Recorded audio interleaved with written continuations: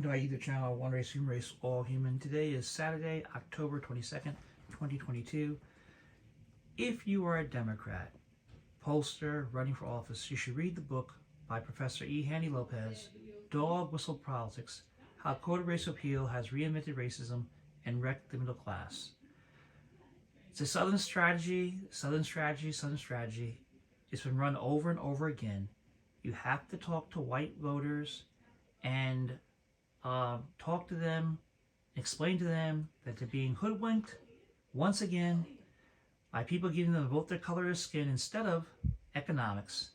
Dr. King's speech from March 25th, 1965 talks about how black men newly freed from slavery, was slavery, free labor, worked night and day, day and night, he paid zero, and white men, how they voted together in fusion coalitions, and that was taken away by segregation.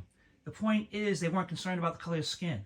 They use the Southern strategy to hurt white people. Racism hurts white people. Yes, it does. And so Democrats, regardless of what you look like, where you come from, you have to talk about racism, how stupid it is, how crazy it is, and how it hurts white brothers and sisters, African American brothers and sisters, Latino brothers and sisters, Asian brothers and sisters, Native American brothers and sisters, everybody. So Republicans, they have had a pretty rough summer. Polling showed consistent losses after Roe versus Wade was overturned, and Democrats in deep red areas of the U.S. started outperforming President Biden's numbers from 2020. So what have Republicans been doing to turn back the tide? Well, they've been resorting to racist appeals. A pro-Trump group known as Citizens for Sanity just aired a blatantly racist anti-immigration ad during the MLB playoffs.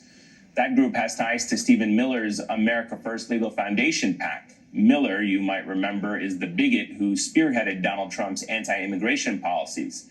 Just this month, Senator Tommy Tuberville compared descendants of enslaved people to criminals, saying they're not owed reparations. And Marjorie Taylor... Now let me say this. Not only are people of color owed reparations, but white people are owed reparations too, because slavery hurt white people also. It's not a color thing, it's a people thing. And you need to make commercials that talk about how immigrants came in our country in the 1920s. Italians, Irish people, other human beings, how they all came into America. You've got to remind people of that. America's for everybody. Greene invoked the racist Great Replacement theory, which suggests that Democrats are intentionally importing immigrants to replace American voters in order to tip elections in their favor. It is false. Greene then tried to outdo herself, tweeting a photo at a Civil War memorial, seemingly believing she was praising a Confederate monument. Of course, Greene's desire to troll Democrats is so great that she didn't even realize that the memorial was actually a tribute to Union soldiers, the side that actually won the war to keep this country together. She later deleted the tweet, but all these examples just simply exist in the same playbook that Republicans use when the chips are down. In the 1988 presidential election, George H.W. Bush's campaign released the now infamous Willie Horton ad, which tried to paint his Democratic opponent, Michael Dukakis, as soft on crime by stoking racial fears. In 2018, Trump's anti-immigrant midterms ad tried tying an undocumented immigrant who killed 2 people to the thousands of migrants fleeing violence in Central America. That ad was pulled from outlets following massive backlash, yes, including Fox. So often, conservatives resort to demonizing black and brown people to eke across the electoral finish line. But in the days of Willie Horton, at least, the news media pushed back. Lee Atwater, you need to go back and look at his YouTube video, okay? How you say you can't use N-word anymore. No, so you have to say other things like busing, right? And welfare queens, and you have to use code language, okay? Listen, there are more poor white Americans and low-wealth white Americans than there are people of color, okay? Black people, all right? About 66 million, all right? And they're in the same boat as your African Americans, Latinos, and Asian people, everybody is in the same boat, right? Everybody wants food in their stomach, clothes in the back, shelter over their head, shoes on their feet, free health care. If you have insurance, wonderful, keep it. If you don't, hey, free health care like most of the rest of the world has, right? Which will help entrepreneurship and help create more and more business here in America. Well, the point is that we're all in the same boat, but they use color to divide, and it works. Unless you respond to it, in real time, okay, it's going to keep on working. And that's the might problem. have still won the election in part because of that ad, but at least the news media called it out for what it was: racist. Nowadays, the news media often either glosses over these racist appeals. Check out this snazzy headline about Marjorie Taylor Greene in the New York Times. Or the news media amplifies the racist appeals working in tandem with Republicans. Just this week, Tucker Carlson accused MSNBC host Tiffany Cross of inciting minorities into a race war against white people just because she spoke her mind. Not to be outdone, Lara Logan pushed QAnon conspiracies about a global cabal that wants to bring 100 million illegal immigrants to the U.S. Logan, believe it or not, was banned from Newsmax after that statement. Yes, Newsmax, a network steeped in promoting conspiracies, banned Logan for going too far. But the fact is, Republicans go back to this playbook time and time again because it works. Around the time that the GOP started pushing these racist appeals this summer, a YouGov poll found that 54% of self-identified strong Republicans now think a civil war is likely in the next decade. So how can we turn the tide back and remove these racist appeals from the electorate? Steve Phillips, who has studied the GOP's history of embracing white supremacy, is out with a new book, How We Win the Civil War, and he'll help us try to answer that question after this break. Don't go anywhere. The ideological heirs of the Confederacy who really never stopped fighting There's one race, the human race. We're all human. We need to lift up the two greatest commandments: love God, love your neighbor yourself. Who's your neighbor? Check out Luke chapter 10. Good Samaritan, who helped the person in need. Doesn't matter what you look like, where you come from. Hey, we're all human. That's the key. Love is the answer. Love, love, love. Agape love. Caring about one another. Compassion, concern. That's how you change things. Bringing people together. Voting together on economic issues, not race. All right, now we just, as you saw, laid out the case there that Republicans are doubling down on their racism as the midterms draw near, and more alt-right figures are embracing white supremacism. So the question now is, what should the Democrats be doing about it? Steve Phillips, the founder and chairman of Power Pack Plus, is out with a new book entitled How to Win the Civil War: Securing a Multiracial Democracy and Ending White Supremacy for Good. Phillips takes Democrats to task, arguing, quote, Democrats remain reluctant to define and engage the actual fight we're facing, a fight characterized by the battle for justice, equality, and inclusion of people of color and their allies on the one hand, and by a virulent, fear-based white backlash on the other. Steve Phillips joins me now. Steve, it's great to have you. Fascinated by this conversation that we're about to have, but you write about how Democrats aren't taking this seriously enough and how they allowed Republicans to basically steamroll them in Virginia last year with their fears of critical race theory and the panic they were able to gin up. What other wake-up calls do the Democrats should have said, and if I was advising, I would have told them, listen, there's critical Italian theory, critical Jewish theory, right?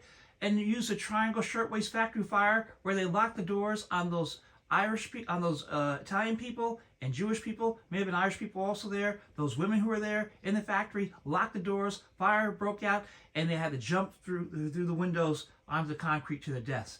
And Miss Wagner, who's the first cabinet member, female cabinet member in FDR administration, and the first female Secretary of Labor, right? She saw that happening. She's 30 years old. She saw it. And she would pass wonderful legislation, labor legislation, to help the American public in the future. Point is, there's critical Irish theory, okay? The Italians, when they got here, they were mistreated, especially those from Sicily, were mistreated. So this has gone on and on and on and on and on, all right? There's one race, the human race, we're all human.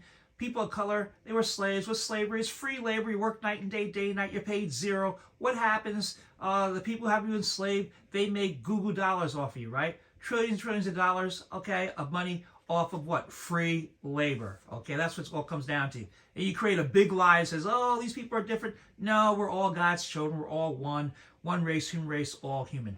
And don't forget Dr. King's speech from March 25th, 1965, where he talked about the 19th century, how black men newly freed from slavery. What's slavery mean? Free labor, right? You work night and day, pay zero. And white men, how they voted together in fusion coalitions. They weren't concerned about the color of someone's skin. They voted economics. And what happened? They created segregation to stop that and to divide people. No, bring people together. Okay, that's the key. Do the Democrats need at this point to get their act together? Well, it's a good question in that it's been such a long-standing, tried and true element of the right wing and of the conservatives and the ideological heirs of the Confederacy, who have really never stopped fighting the battle to have this be a country for straight white Christian men. And so really, in my book, I talk about MAGA being Make America White Again. So it's so long-standing, right? I mean, you talked about the Central America caravan issues back in 2018. On this exact date, 4 years ago during the last midterms, Trump was tweeting about this Central America caravan, and that was on a Monday. On the Friday of that week, the Robert Bowers, and white man in Pittsburgh, took his gun to Tree of Life Synagogue because he was alarmed by what Trump was saying, and shot and killed many Jews in that synagogue, one of the worst massacres on our soil. And so it's a long-standing tradition. Nixon engaged in this back in '68 after Martin Luther King was killed, running on a platform of law and order. So by now, Democrats should be able to understand it and get it. And what they don't understand. Exactly. It's a Southern strategy. Read Professor E. Hanny Lopez's book, Dog Whistle Politics, How Code Racial Appeal is Reinvented Racism and Wrecked the Middle Class, right? How Dog Whistle Politics, How Coded Racial Appeal has reinvented racism and wrecked the middle class. In other words, they get white people to vote against their own self-interest. And you have to deal with it. And if you're in the Democratic Party, you need to understand this. Now, Jamie Harrison understands this. He knows. He ran exit ads when he was running against Lindsey Graham in South Carolina. He understands this. Others need to understand it also. Understand is the country has changed. This is really all about trying to inflame and scare and galvanize white people. But the country in the 60s was only 12% people of color. Now it's 40%. And so now they need to call. So let's bring us back a little bit. Here you go. Standing tradition. Nixon engaged in this back in '68 after Martin Luther King was killed, running on a platform of law and order. So by now, Democrats should be able to understand it and get it. And what they don't understand is the country has changed. This is really all about trying to inflame and scare and galvanize white people. But the country in the 60s was only 12% people of color. Now it's 40%. And so now they need to call these things out for what they are, summon whites to take a stand against this type of white fear-mongering, and challenge people to rise to their highest and best selves to be able to fight to make this a multiracial democracy. Yeah, and people, in my opinion, falsely believe, they say, oh, America has a long tradition of being a democracy. And I push back on that sometimes because I think America has not been a true democracy since everyone was allowed to vote. And that wasn't until the 60s when women were allowed to vote, obviously before that, but then black and brown people were allowed to vote. So we have not been a multi-ethnic, multiracial society and a democracy for that long when you think about it. Are you at all surprised, the polls citing 54% of strong Republicans believe a civil war is likely in the next decade, because it kind of undercuts this notion that we're a long country with a long tradition of stability? Well, you're quite correct. We did not have democracy in this country until 1965, when LBJ and the Congress, after the Civil Rights Movement, and Jimmy Lee Jackson and Reverend Reed gave their lives to fight to actually get the Voting Rights Act passed. Until then, it was perfectly legal to exclude people of color from voting within this country, essentially. So how is that a democracy? So we've only been a democracy since '65, and people have been trying to undermine the Voting Rights Act ever since. And so you have this regard. But fundamentally is that we don't appreciate how close we came to having actual fascism in this country. You can look up the definition about where a dictator refuses to leave power on January 6th of 2021. Yeah. And so we were on the precipice of this. And so this notion that we are far away from this, we have all these democratic traditions, was teetering in the balance. The majority of Republicans on January 6th voted to throw out the election of this country. So we are not far away from it at all. What I fundamentally try to highlight for people to get the urgency of the situation is that the Confederates and their heirs have never stopped fighting. You had this segment earlier about defending the Confederate monuments. The Confederates were white nationalist mass murderers who wanted to buy and sell people of color.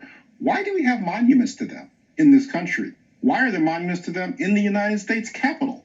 So this fundamental battle over whether this is primarily a white country, make America white again, or is it a multiracial democracy, rages to this day. Reverend Warnock had talked about how are we going to be a January 5th country where the successor to Martin Luther King is elected to the Senate, or are we going to be a January 6th country?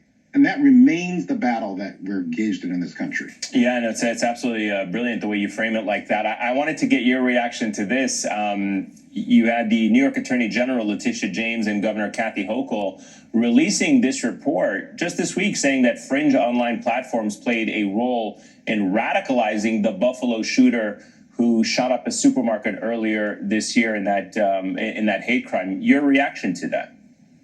Yeah, so the whole first half of my book, I talk about how the Confederates never stopped fighting, starting with assassinating Lincoln 5 days after supposedly surrendering, and all the way up through January 6th. And I talk about how there's a consistent Confederate battle plan with multiple dimensions to it. And one of the elements of it, in addition to distorting public opinion and never giving an inch, is silently sanctioning terrorism.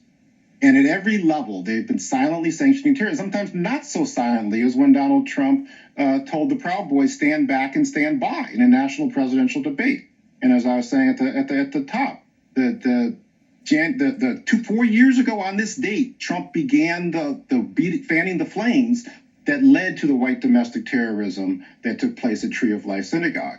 And so it's a long-standing core part of their battle plan is to inflame those who are on the fringes and prone to violence. And it really is a challenge to who is everybody else going to stand up for that and call it out. Because when it's called out, that's when you actually have the greatest impact around stamping it out. And yet even trying to call it out is hard when you have the GOP not letting up with their racist dog whistles in their attack ads. I mean, the Bulwark reported recently that you had Wisconsin State Republican Party sending out mailers that darken the skin color of Mandela Barnes, who is a black man running against Ron Johnson, a white man. And it's just another result of racism that is now being emboldened and embraced by the Republican Party. Right. I mean, they're unrelenting, right? So when Antonio Delgado ran in New York in 2018, they were calling him a Los Angeles rapper, right? And trying to invoke all of these different stereotypes. And you had mentioned the Virginia piece. This is what the Democrats need to understand, is that the composition of the country has changed. These are all long-standing attempts to inflame the passions of white people to be able to support the Republicans. But the white population is not as numerically dominant as has historically been. This is a far more multiracial country now, and there's a meaningful minority of whites who will stand up against it. And that's what they failed to do in Virginia, is to respond to the CRT attacks by saying that, no, you're just trying to whitewash history and glorify white nationalism. Instead, there was a very technical answer in trying to change the subject. They're clearly leaning into these race-based attacks, and the best way to refute them, and there's a lot of research around that, on this. You know, Tali Mendelberg, who's a professor at Princeton, has studied this. She studied the Willie Horton attacks that you mentioned, and shows that the best way to beat it back is to call it out, make it explicit. And when you don't do that, that's when these attacks are more powerful. Steve Phillips, fascinating conversation, excellent work. The book is called How to Win the Civil War, Securing a Multiracial Democracy and Ending White Supremacy for Good. God knows this country needs it now more than ever. Thank you so much for your time. Up next, new details on those classified documents taken by the FBI from Trump's home in Florida. Stay with us. What's the big deal? These are crown jewels. There's one race, the human race. We're all human, and there's a need to just bring people together, call out racism, see where it is, explain how racism hurts white people, and it does. Explain how racism has hurt white people when it comes to having Medicare for all, jobs, etc. Explain how slavery hurt white men. because it was free labor, so white men didn't have jobs. Go back and look at Dr. King's speech from March 25th, 1965, where he said in the 19th century, black men, newly freed from slavery, which slavery is free labor, you work night and night, you paid zero, and white men, how they voted together in fusion coalitions, right? And so you've always had good white people out there doing the right things, okay? And you always had people who worked together and saw people as human beings, because we're all human. One race, a human race. Bring people together. Love God, love your neighbor yourself. Who's your neighbor? Anyone in need of help is our neighbor. Thank you for being my YouTube channel, One Race, Human Race, All Human. Today is Saturday, October 22nd, 2022.